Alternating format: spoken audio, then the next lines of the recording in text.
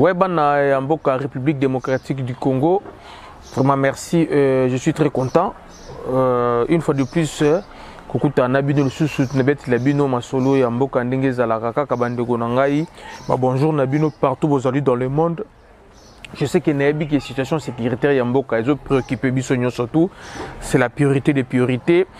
J'ai toujours l'habitude de dire depuis longtemps c'est la Rwanda qui nous attaque. C'est la Rwanda, nous sommes en guerre avec le Rwanda. Dieu merci, mais non, c'est clair, il n'y a rien à dire, à cacher. Les alliés Rwanda, à chaque fois que vous avez une évolution, peut suivre la guerre au niveau de front. Comment nos voyants soldats, FRDC, se comporter qu'on a vraiment kitoko. Vraiment merci. Vraiment merci. Lélo, tu vois, moi, le solo mouké, évolution, il y a guerre dans le front.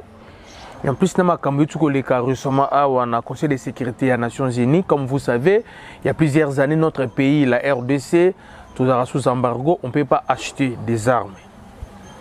C'est ça. Avec Kabila, il y avait des moyens. Il faut passer par des pays voisins, il faut passer par la contrebande, mais vu l'intensité, il y a combat, je salue que notre armée sur le front pour se comporter vraiment kitoko en professionnel. Et comme vous le savez, l'armée rwandaise, moi je ne parle pas du M23, je parle de l'armée rwandaise, n'a pas complice de M23. Bazalaï na Bunaganda, Tobundina Bango, on a récupéré beaucoup de choses, beaucoup d'éléments solo. Notre armée chaque jour ils ont monté en puissance, toujours récupéré des villages, toujours récupéré des chefferies, toujours évolué, toujours dans la région, il y a combat, il y a Rutshuru. L'armée se comportait très kitoko. J'ai dit un grand merci d'abord. Na Bandeko Nabiso Baza tout autour il y a Bunaganda. Puis na kati ya ville ya Bunaganda, oyo ba pakati bambango kuna ba M23 na ba Rwandais. Comme vous le savez, et ça secret Bandeko Nangai, nous devons aider notre armée, nous le peuple congolais. Tout aider l'armée Nabiso. Ce que mon élo comme est suspect, faut pas que bomba, il faut que l'on la vérité. Comme c'était passé l'autre fois là, il y avait des villageois à Monaki, un groupe de Rwandais, na bateni na bango, place basala barrière base na bango makasi. Na ba chef na bango bazala ki wana les deux villageois bazala ki wana ba papa mo mikolo ba doutai na bango pete ba se retira bilanga ba ke ba signaler FRDC ye etake bango nde boyoke masolo betemaki ya ba o mutu ba kufi na M23 mutu ba kufi na M23 Sultan Makenga Zuma Sasi après ba kimisie boyoke ba pakati ba mbongo ba Bunaganda côté kuna vraiment un grand merci na ba compatriotes mi balé oyo ba memaki information wana yo pe siko zali ndeko nangai. Ce que mon information moko boye, tout suspect moko boye, ko hésiter té. Il faut qu'on informer armée zelona, armée et que ça la musala na yango vraiment na front le armée na biso azana na top. On perd data combat mon côté. Seulement besoin qui système il y a communiquer les sous-soutés. Notre armée est tellement infiltrée, nous ne savons pas avec qui on peut communiquer, qui repère relayer mes nouvelles. Il y a Francouna, peut-être que nous il y a 12 Européens sont rwandais, comme c'est faisait à l'époque de Kabila.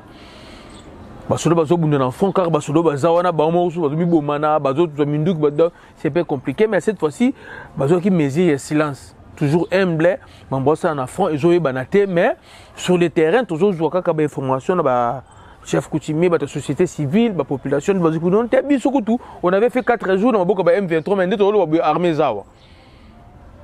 Maintenant, donc, on a vraiment ça qui toko, vraiment armée Nabiso qui toko. Le que ça la passe, c'est quoi? Conseil de sécurité des Nations Unies et c'est réunissant qui n'est pas chaque année. Il était aussi question, il y a levé embargo, il y a Bissot, et aux contre Bissot RDC.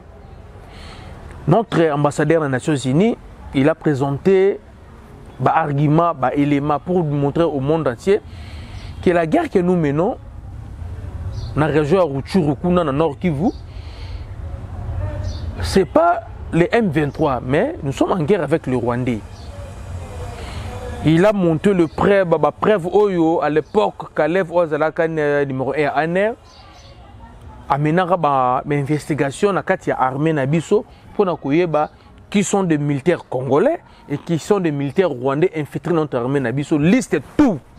ezali papa ezali tout secrété déjà en 2012-2013 Kalev na Aner a identifié qui tout va infiltrer non surtout donc des hommes ils ont secret tout mais dommage que Kabila son époque Kabila ça la rien malgré qu'ils ont la liste on notre ambassadeur a joué liste on a présenté au Conseil de sécurité des Nations Unies a présenté en gros bizarrement Madame Bintou ou Azena Monusco Awa Diepeli Soussou il a prouvé dans le monde entier maman na Monusco que la guerre dans l'Est kuna ezali ba M23 T parce que ba M23 n'ont pas l'argent. Il faut se rappeler en 2012 avec le colonel Moustapha Mamadou Ndala, l'M23 a été éradiqué. Et c'est là qui branche militaire ezala le sous-souté. Quand est-ce que Bazou Makassi il faut recruter qu'on se réarmer pour attaquer sur les sous. Avec complice, il y a des Ougandais, parce que les gens en Ouganda, il y a des Rwandais. Plus grave encore, il y a des Rwandais. Si vous avez une image armée, ce sont des équipements militaires. Il y a l'armée rwandaise. Mais tu récupères la guerre, tant que tu as l'armée au Congo. Jogo, Gojo, Gojo, Boutambula. Il y a un signe armée rwandaise. Bota na nous oyo, image oyo bongoto. Ah, il est vitu biloko ya monguna yango yo kaka. Tozwaki casque, tozwaki na antibale na bango. Oyo soko tango na mutu casque wana. Mboma go le kate. Na mwa cartouche yango pesa antibale. Yango pesa soko tango na mutu, soko tango na nzoto. Mwayembo maele kazate. Il faut obeta mutu na miso, tona monoko, tona mapumbu. Nde antibale wana ezalaka te. Mena mabolongo antibale bango wana ezali. Eza esika nyonso. Omoni biloko na bango yango wana. Ndenge Kagame azokosa bato alobi Congo M23 wana eza bato na bino ya Congo wana azokosa. Eza kaka ekipi na ye. Nani brigade na ye ya komando nde ezobunda na Congo kote oyo. Yango nde tozobunda na yango kote oyo. Yango nde tozobunda na yango kote oyo tobumaki bango. Tozwi biloko na bango oyo. Lelo na ngomba ya te tozalaki ngambo na ngomba na nani na ngomba ya mbuzi Ruvumu wana tobandaki front na 6h du matin ti tokomi na ba 15h tozobunda nde tobumaki bango ti toyi kolongola bango biloko oyo tozwi biloko na bango oyo nde yango nazotinda yango na lingina tinda yango na réseaux sociaux po mutu na mutu amona yango ndenge Kagame nde azobunda nde azobundisa Congo. Wana boye bandenge bitumbo tozobunda eza Congo contre Rwanda. Ezali koloba teo eza M23 po bobola bango kokotsa bango na gouvernement nezotika babunda eza lukuta. Eza lukuta. Oyo nde brigade d'intervention ya Kagame. Lukula ndenge ozokomona pa president Kisekedi kuna JR. Ozokomona ba JR ndenge bazalaka wana na lupango ya Kisekedi. Oyo nde intervention ya nini ya Kagame, oyo nde protection na ya Kagame. Siko nde azotina ngo na Congo. Baba bundisa Congo. Ouais, bana mboka ba Congolais bomoni, bon za na front. Tuza na front, tuza na chanzu. Bozomona na chanzu wana. Bokinde armée ba soldats les baza koloba, ils ont récupéré des gilets pare-balles et des casques pare-balles. Il y a dernière version. Les M23 n'ont pas l'argent, il y a se procurer des gilets pare-balles wana, ni ba casque wana. Même l'armée rwandaise yemo kwaza na mbongo wana te. C'est parce que il y a des occidentaux Oh, bah, soutenir les Rwandais. Je cite les bailleurs de fonds, surtout les anglophones. Bango, souvenez-vous, récemment, il fallait recruter Batou, Batina Bon Rwanda, Mutaboki Ngunda, Akimi Afrique n'a pas si. Akemi en Angleterre, Banglais Bazoeba Otiki na Rwanda, pendant que Bango Rwanda Bazo Kim Rwanda pour la dictature. Dictature, il est qui m'a cassé na Rwanda. Souffrance pesante na Rwanda. Banglais Bango Rwanda Bazo Kim Mboka na Bango, Bango Kanzela Poto. Jusqu'aux autres Moutou africains, Moko Boé, to Malien, Moko to Somalien, to Ghanéen, Moko a commis déjà Angleterre, oh, mais maintenant Mboka Bazo Kima. Moi, je suis mouroir, je suis boma. Donc, l'équipement, au moment de vidéo, les M23, papa, je suis en soutien ma kenga na wilingo mbaso bangwapi. Donc, c'est l'armée rwandaise. Ni tozo bundana ba, on va prévenir mon ani. Ma prévenir mon ani sur le terrain. Madame Monisco a qui a lobby en Gwabi. Amoni, parce que vous savez, Monisco, bah ça va se daper. Bah koka tsati ngambo ya ba M23 bazali ba zongi na bango. Les armes qu'ils ont trouvées chez les M23, ce sont des armes de pointe. Il y a la dernière génération et tout Mikolo. Il est lié. Bandimite qui non, affaire d'habiter qui non, parce que dès que gilet par balouana. Société au salarié en haut. Et Yébani.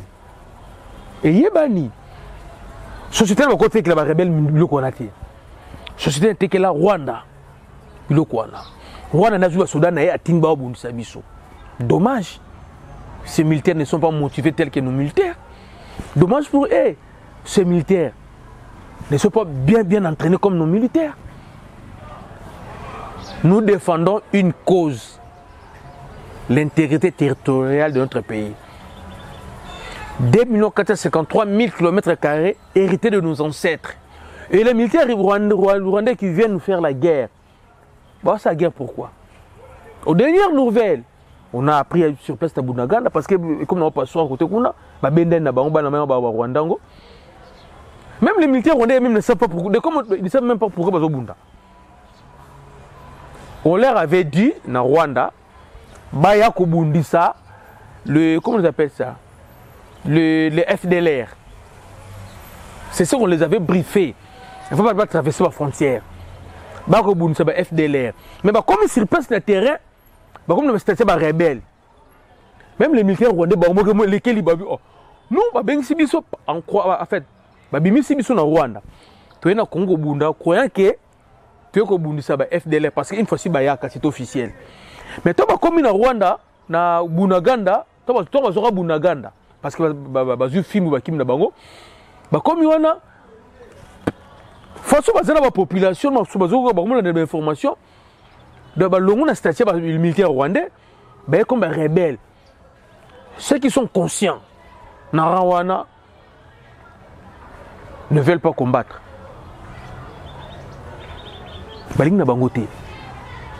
Mais dans Mbutu bazo ko kapeka kate pour moto ezo kopela 2 fois té. Moto ezo kopela tangu colonel on a kufi na réunion basala ki wana oyo 2 villageois 2 mandingoso ya village. Baginaki ko ibsa FARDC, il y avait un capitaine agina ba peloton moko wana batakaki. Babomai major moko babomai officier supérieur na bango. Sultan Makenga va témoigner c'est ça partout que Azoki Massas va évacuer vers Ouganda. C'est ce que nous déplorons encore parce que parce que Kiwana hôpital Bakoko le plus proche c'est vers l'Ouganda. Parce que dans Rwanda, il faut traverser les montagnes encore. Il y a compliqué bango. Comment l'Ouganda Azozana Nabiso en même temps Ouganda doit protéger Rabatouana. Et ça lui passe. Restons unis et soudés. Basali na conseil de sécurité kuna vote ba lever sanctions pour nous permettre de se procurer ba armes, de se défendre bisopé. Mais bizarrement, ba tout benga ba internet partenaire na biso. Des partenaires privilégiés solides. Ils ont voté contre nous pour n'avoir une guerre comme embargo continuer entre autres Angleterre. Les Anglais ba voté qu'embargo et ça tout sous mindu quitter. Naba français va voter contre biso qui tout tika na embargo na ba américain jomo ko ba américain no bengi to benga ke benzita ambassadeur na bango le ba makanya bois ya ke na ba place ba colta ba uranium ba manganèse ba or ezalaka ambassadeur ba to longola to no bengi nzita va voter contre biso. Plus grave encore, tu as un contrat militaire mona Émirats Arabes Unis, tu as pas biso ba jeep, ba tenue militaire, na armement. Émirats Arabes Unis, place Félix Akendaka, va voter contre biso. Alors que notre ami, la Russie a voté pour nous, la Chine a voté pour nous, le Ghana a voté pour nous, Kenya a voté pour nous, papa. Mali, colonisé par les Français, mais ils ont tourné le dos dans la sécurité en Russie. Banda ba Russie na Mali, Centrafrique. Banda ba Russie alors je pense il est grand temps chez nous aussi. Vous les diasporas, vous réfléchir. Nous devons réfléchir sur les choix. On doit revisiter nos contrats. On doit revisiter nos relations avec la France et l'Angleterre. Même les États-Unis. Tout ça n'a pas si. Vous privé pour se défendre. Est-ce que vous avez mis la France? Est-ce que la France est l'ami de nous, le peuple congolais? Moi, j'ai dit non. Rwanda, c'était à l'époque pays francophone. Balonga, comme le pays anglophone. Rwanda, anglophone. Mais la France, parce que c'est Rwandais. Mais France,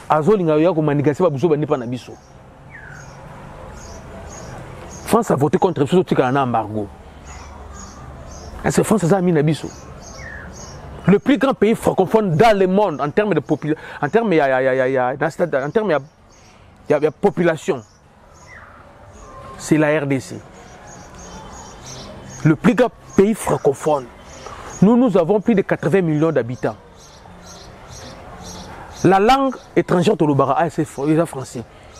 Plus de 60 millions de Congolais l'Obara français, c'est bricolé, français, c'est bricolé. France, c'est combien d'habitants? France, c'est combien d'habitants? Il y a mon nom français, c'est combien? Allez-y comprendre. Raison pour laquelle, tout ce qui est Moussoukou, la francophonie, il fallait dans Rwanda, RDC, côté na Fachi, merci. Même tournoi à francophonie, déjà francophonie, je pense, le moment est venu, on coupe, on se retire. Bon, il fallait ça, francophonie. Je pense qu'il est grand temps de se prononcer sur ça. On abandonne aussi ça. Parce que la France soutient le Rwanda. C'est clair et net. La France soutient le Rwanda, c'est clair et net. Donc ça ne sert à rien qu'on s'arrête à parce que lorsqu'on va faire ça, la dame là, la Rwandaise là, la francophonie, alors nous ne voulons pas avoir des relations. Rwandais, peu importe sorte de relation, je pense qu'il est grand temps de réfléchir sur ça. Dans la francophonie, il fallait aller dans l'Europe et on arrête. Si possible, il faut qu'on casse même un bureau dans Bango. On arrête. Dans l'Occident, on a des bissotés. On a des bissotés. On a des bisomoko. On a des bisomoko. Il y a un problème. Toujours le babongo. Mais bisomoko de Congolais, on n'a pas repéré la responsabilité.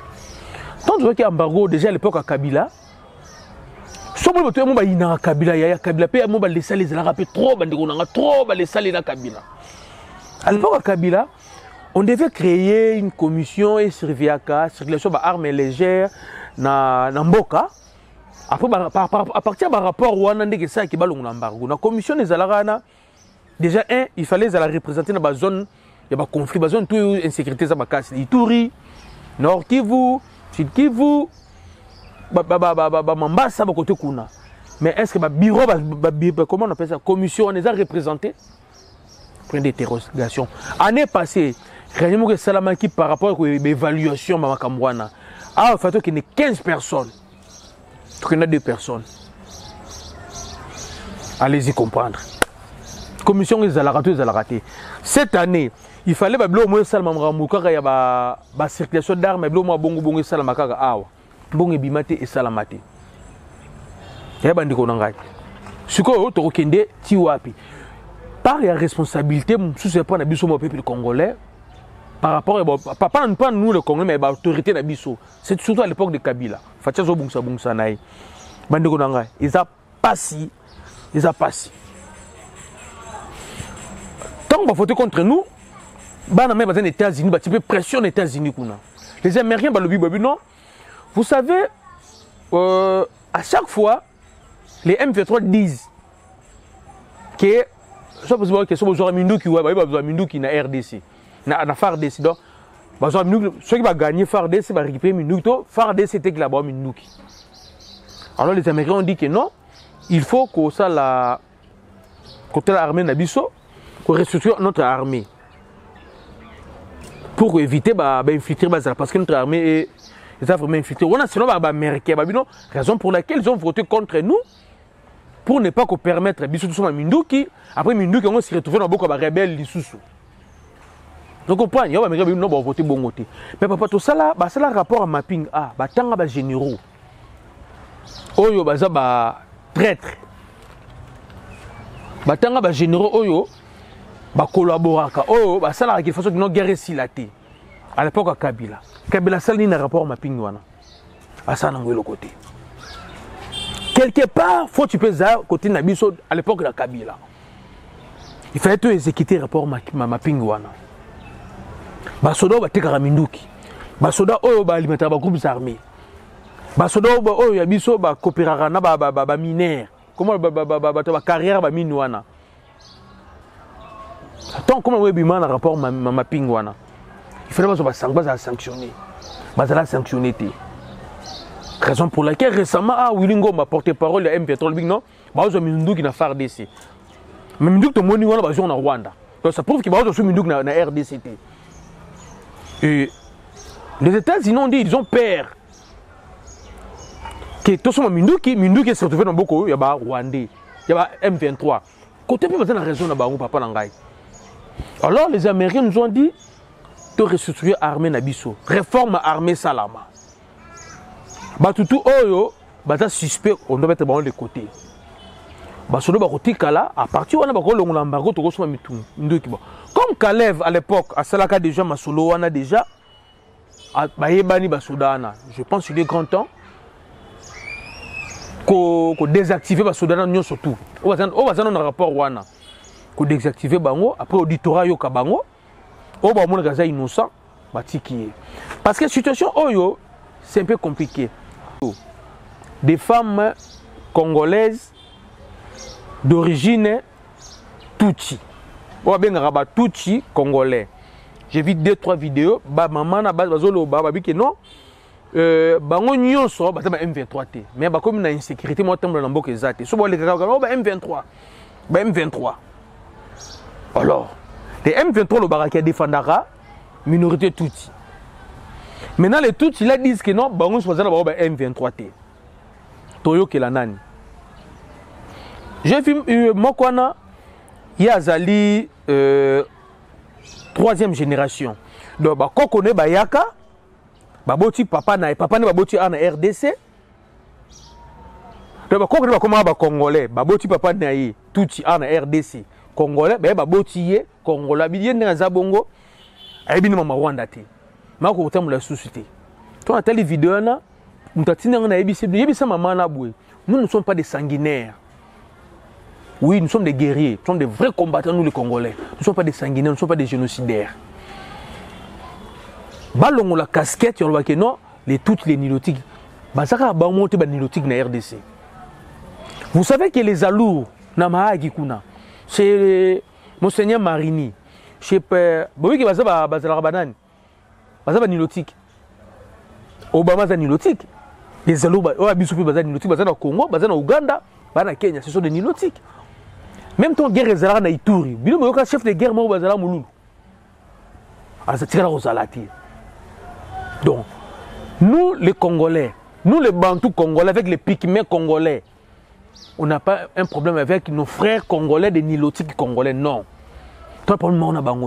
Nous avons un problème avec nos frères congolais d'origine Tutsi et non les nilotiques. Il faut faire la différence entre les Tutsis et les nilotiques. Les nilotiques, baza ebélé. Les tout ces baza tribu mort parmi les nilotiques, alors, nous ne voulons pas tout ça. On a des problèmes avec les Tutsis congolais. Pourquoi tout ça le problème na bango? Parce que tout le monde a clarté dans le comportement na bango. Un moulou là dans ma c'est un congolais. Soit qu'il y a Ouganda, ou qui loulou. Alors qu'il y a Ouganda, bah congolais. Bien que qui loulou. Soit qu'il moulou ya Ouganda, ou Ouganda et Congo, bah bien à lourd Ouganda. À lourd Ouganda, moulou ya Ouganda. À lourd Congo, moulou ya Congo. Moulou ya Congo qui n'a voté na Ouganda té. Moulou ya Ouganda pas voté na Congo té. Moulou ya Congo soit qu'il na Ouganda. Basomba ngana mona mwana ba komla nguzate basomba ka ba laisser passer. Mais so azana ba paida ba nebi ba goli pembeni na mboka ba ndiko ba lulu wana akenda nika ka bongo. Mais so ba kota ti ba Kampala somba laisser passer. Mais les tout na biso to sana bango awa na Congo. Ba kenda ka Rwanda basomba laisser passer te. So comme na Rwanda kuna il est rwandais afotaka na Rwanda. So na Congo afotaka na Rwanda yango toujours que je peux passer. Alors toki ko lela na bino ba ndiko na biso ba tuti parce que bino tout bazana bino ba M23 T. Ou on a ce qu'il faut gouvernement à identifier bino. Il y a un mécanisme de rejoindre total. S'il faut qu'on trie, s'il faut qu'on soit décision il y a ma casse on va le ma béto sale que les tout congolais ont une armée. Il faut qu'on interdire les tout congolais ont une armée. Il faut prendre cette décision là. S'il faut interdire les tout congolais traverser la frontière qui est Rwanda. En fait, ce n'est pas moi de prendre cette décision-là. Gouvernement Zali, Bassage Bazali, il faut qu'on vende. Qu'on trouve une solution, il tout congolais, il faut trouver une solution. Il y a 4e, 3e, 4e génération. Abota matanga kola na Congo, makamutu Congo. Pour que qu'on aille au Rwanda. Dès comme ennemi na biso congolais biso bazana ba mabete donc tout me ko réfléchir donc bande ko ngai na niveau ya front FARDC kitoko trop bunaganda eza ku to ressemble les sous-souté et maintenant ligne de front et poussani FARDC to sur la boya landi bango na dernier retranchement na bango donc nous sommes maintenant vers des collines na sima ba collines voilà c'est frontière biso na Rwanda donc maintenant la guerre est à la porte à deux pas à la porte à Rwanda. Restons toujours unis. Soutenons notre FARDC. Et que Simba, les politiciens, tout le monde a réagi. On a vu Twitter Jean-Pierre Bemba. Merci Jean-Pierre Bemba, nous avons Mboka. Tout le monde a soutenir l'armée nationale. Tout le monde a liboso. Mais ce qui est bouché que bêta, non qui bouché bétité. Tout comme les gens dans la colline. Tout le monde a Rwanda déjà dans la colline dans Bango. Qui me que bêta. Communauté internationale, Bakuganga, Bakoloba. Mais ce sont vrais Congolais, tout kanga senti, tout le monde bilanga. Nous avons embarqué de ce minouki, tout le embarqué sous Kalamiki, tout se préparer. Le gouvernement, il y a des RDC, tout Sengabino. Bon, on a déjà fait la fenêtre, mais on côté Russie, la Chine. On a pas reçu qui ça. On est français. Ça a un documentaire contre les Chinois en RDC. Mais les Français doivent combattre les Bisso dans l'Est. Alors, de préférence, ils sont les Chinois. Si on est en Chine, France, on peut se Bisso en côté. Est-ce que vous savez ça? Il y a un climat. Mbongo Chine a bimisaki pour l'Afrique. France est Mbongo. Ceux qui déjà la colonie française, ils s'est révolté contre la France. Alors, biso si contre la colonie na bangote. Tout ça l'année. Donc, le gouvernement na biso, il faut qu'on révisite la relation entre la France et l'Angleterre. S'il faut aller vers Chine, la Russie, il faut faire un choix. Peut-on assumer? Je pense par exemple que la France, il faut kata. Parce que l'ami de notre ennemi, c'est notre ennemi. C'est ça, ma bongo. FARDC, moral toujours du colo bande konangai trop longa. Merci vraiment.